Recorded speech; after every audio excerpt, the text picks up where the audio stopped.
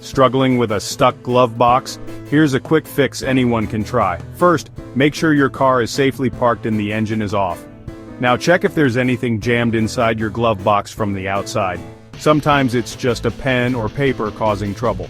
Next, gently try the latch again. If it still won't open, don't force it. This can break the handle. Instead, grab a flashlight and look through the gap above or below the glove box door. See if you spot anything stuck or blocking the latch. If you see something, use a thin, flat tool, like a butter knife or a plastic pry tool, to carefully move the object out of the way. Be gentle to avoid damaging the glove box or your dashboard.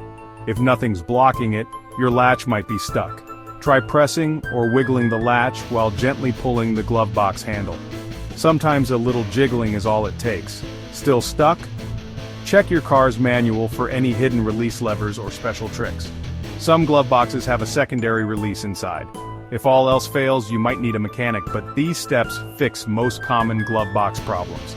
Now you're ready to unlock that stubborn glove box. No sweat. Thanks for watching, and good luck.